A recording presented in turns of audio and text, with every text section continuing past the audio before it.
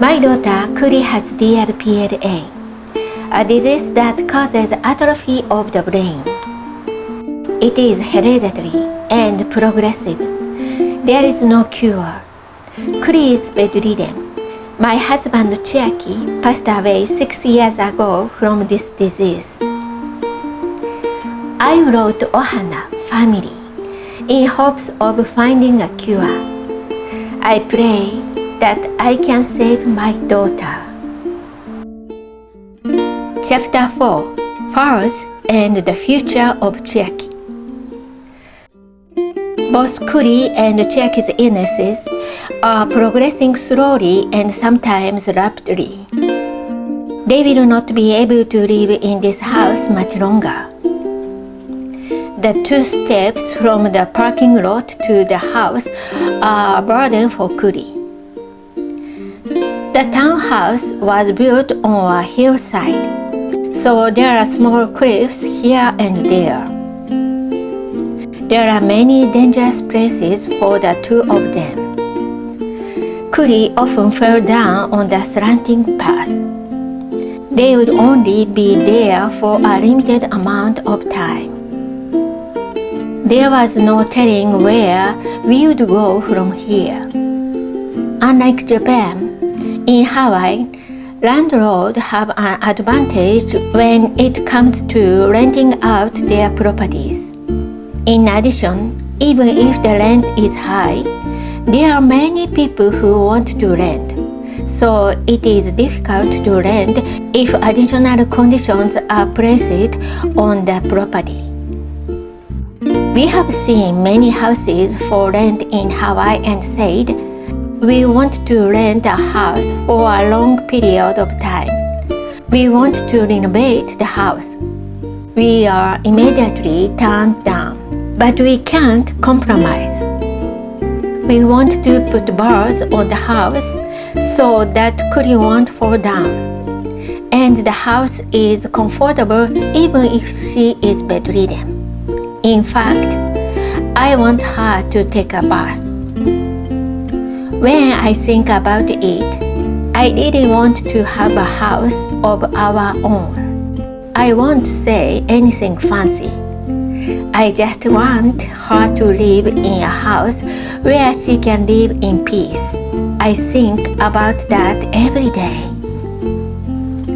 As usual, I got Kuri ready for the day and went to the car to drop off my luggage. I put Kuri's bag and mine in the car. Meanwhile, Chiaki comes down the stairs holding Kuri's hand.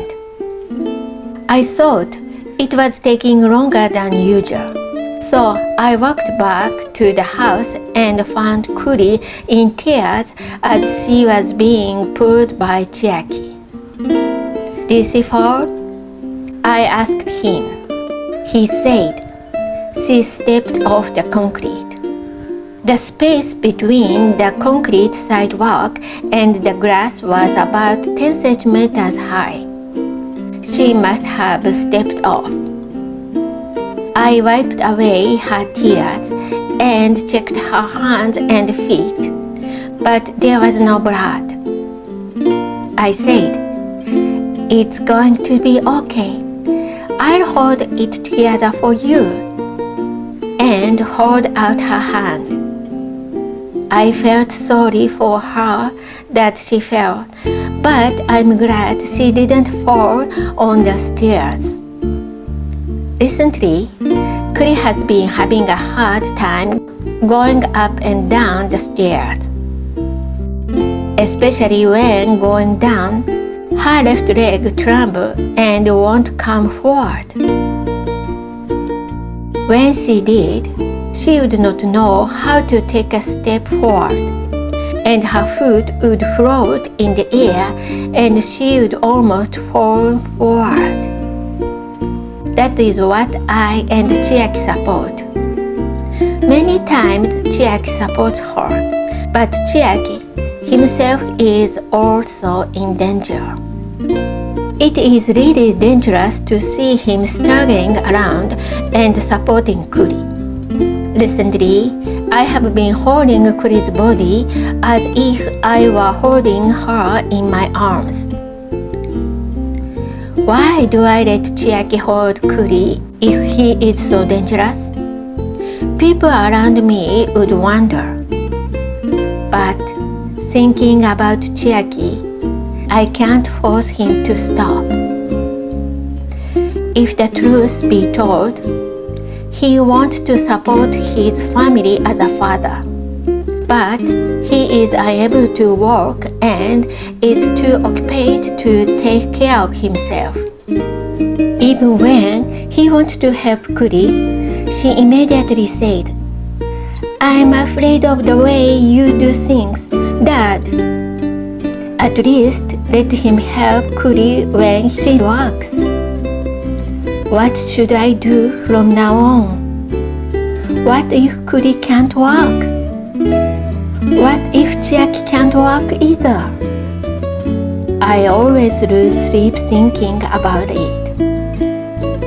Today, even though Kuri fell down, she raises her hand for a moment to Chiaki from the car. It was a kind gesture on Kuri's part. "Kuri, you are so sweet," I said. It made me cry too. Kuri's kindness makes me cry, and seeing Chiaki waving his hand makes me cry.